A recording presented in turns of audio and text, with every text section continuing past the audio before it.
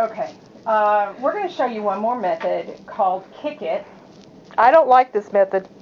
I'm not really fans of it because to me it smacks of a trick, and I don't really like teaching kids tricks unless there's real good mathematics behind there. And I think as we go through this conversation, we can see the mathematics. I just think it's so subtle that it's hard for the kids to understand it. And so what they're doing is memorizing A trick. a trick. And it looks like magic math, so we do need to be really careful with this. This should not be the first thing we teach them with factoring. No. And I think you really have to think about who your audience is for this particular trick. But what you're going to do is you're going to take the A and you're going to multiply it to the C. So you're going to get x squared plus 8x plus 12. And I have a problem saying that those are equal. Well, they're not. Yeah, exactly. So now I'm going to do my factoring method. My AC is here, here's 12, and here's my 8.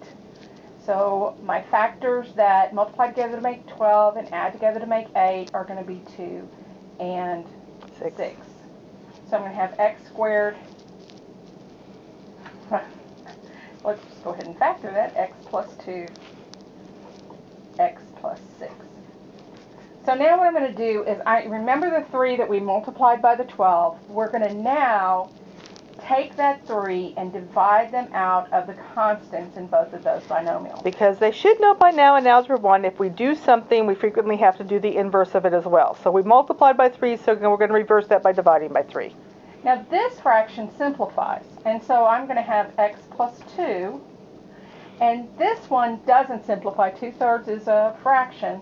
So what I'm going to do, and this is where it gets to be called KickIT, I'm going to kick that 3 up to the front, and that's how it's going to factor.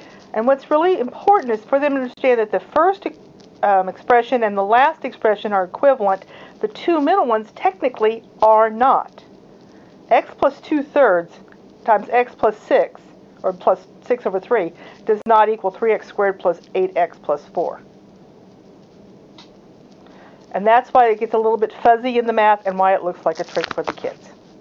Go. I'm going to do a second example for KickIT, and remember we take our A that's greater than 1, and we're going to move it and multiply it by our C. We're going to rewrite our quadratic to be h squared minus h minus 6. So my AC is going to be negative 6, and my B is going to be negative 1.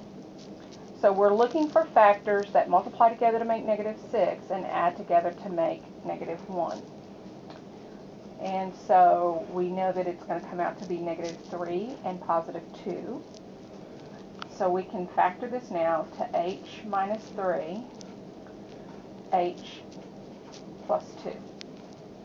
And now we're going to kick it. We're going to divide by that a that we multiplied. If we multiply it, we have to divide it. So I'm going to divide by 2. This simplifies to h plus 1. This I'm going to kick up, so this is 2h minus 3. And so this is the factored form of the original. These are not equivalent quadratics. Lynn made a good point before, and that was if you get a whole number in both of these terms, in other words, if this 2, the A divides into both of these terms, you had a greatest common factor that you didn't take out of to begin with. And that is one of the steps that kids forget to do, is take that greatest common factor out to begin with. Yep. And that's how it would affect this particular problem. Okay. Go. Okay, one last KickIT just to make sure that we have this process down, because it's probably different than a lot of us learned it. We're going to take our A that's greater than 1, and we're going to multiply it by C. So we get x squared plus 4x minus 45. So now we're going to factor the new trinomial, negative 45, positive 4. And we're looking for the factors that multiply together to make negative 45 and add together to make 4. We know that it's going to be difference because that's negative, so I'm going to have a positive 9 and a negative 5. So I'm going to factor this to x plus 9 x minus 5. And now I'm going to divide by that number I multiplied. I took the 3 and multiplied, so now I'm going to divide it. And this term simplifies. And I'm going to kick this term up to factor that. Okay, we're going to do one more KickIT, and you'll see why we really wanted to do this last step. We have 6 times 4, which is going to give us 24, so we're going to rewrite this as x squared plus 11x plus 24. The factors of 24 that add together to make 11 3 and 8 would be 3 and 8. Very good, I was testing you. Alright, that's x plus 3, x plus 8. And now we're going to divide by that term. And so I'm going to kick this term. Oh, wait a minute. We should simplify our fractions first. Yeah, we should. So we have x plus 1/2, and we have x plus 4/3. And so now in this case, we have to kick both of them.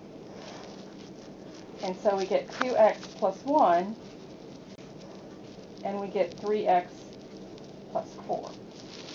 If we didn't simplify early, we'd have to take out a GCF to get there, I think.